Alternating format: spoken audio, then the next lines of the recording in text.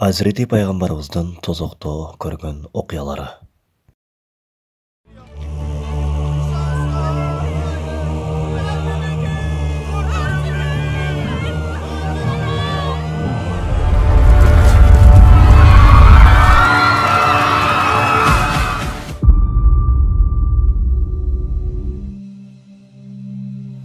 Bir qoom көрдüm.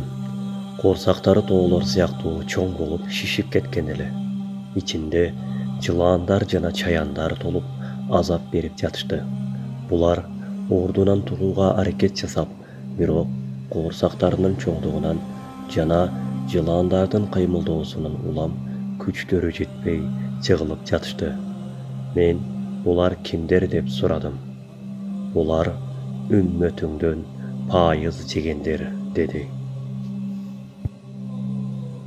Кийин дагы бир коом көрдүм. Суусагандыктан тердеп ысып суу каалап жатышты. Алардын бул каалоолоруна оттон жасалган чөйчөктөргө кайнак суулар берилип, ичкиниң деп мажбурланып жатышты. Алар бул чөйчөктөрдү ооздоруна жакын алган убакта катуу кайнаган суунун ысыктыгынан улам жүздөрү кызарып, ээрип чөйчөктөрдүн ичине түшүп жатты. İçkenden кийин көкүрөктөрү бөлүк-бөлүк болуп, дүбүрүнөн агып жатты. Булар кимдер деп сурадым. Үммөтүңдөн арак ичкендер жана рахат берүүчү нерселерди ичкендер деди. Мындан кийин бир канча эркектерди жана аялдарды көрдүм. Буларды жезден жасалган мештерге олтургузушуптур. Мештин алдынан чыккан от жалындар баштары менен кошо баардык денелерин жалмап, жаман сасык жыттар келип жатты. Мен булар кимдер дедим.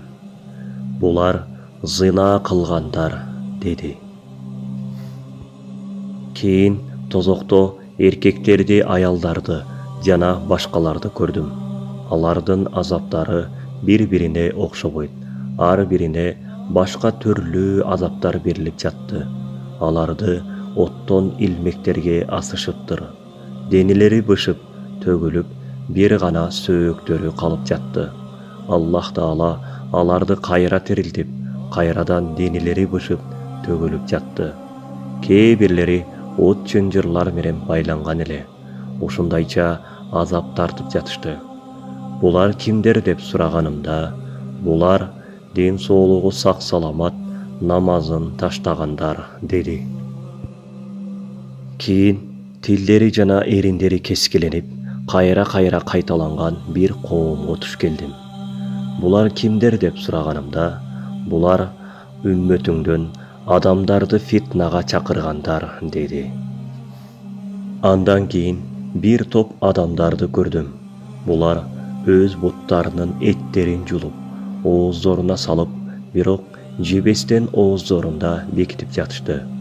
Бирок аларды зордоп, жегилери келбесе да зордоп жедиришти.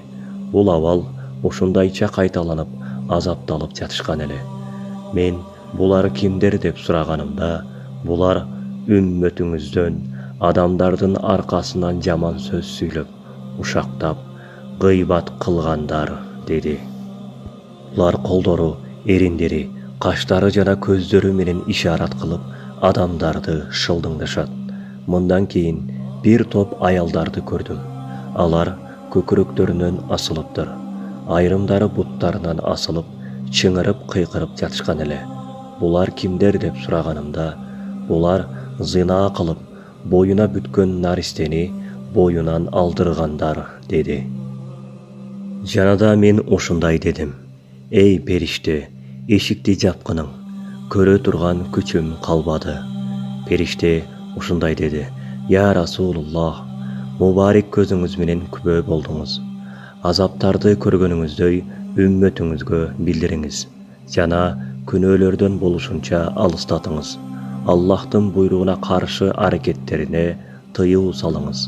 Аллага баш ийип, ибадат кылууларын буйруңуз. Аллахтын азабы катуу, тозок 7 кабаттан турат. Бул көргөнүңүз биринчи гана кабаты. Эң жаман азабы тозоктун чуңкуру, ал жер өтө катуу азаптыр. Жаратканы Аллах тозок азабынан баарыбызды сактасын. Мейримдүү жана ырайымдуу Аллахтын аты менен. Бирок ыйман келтирип, тообо кылгандар жана амалдарын түздөгөндөргө Аллах кечиримдүү, боорукер.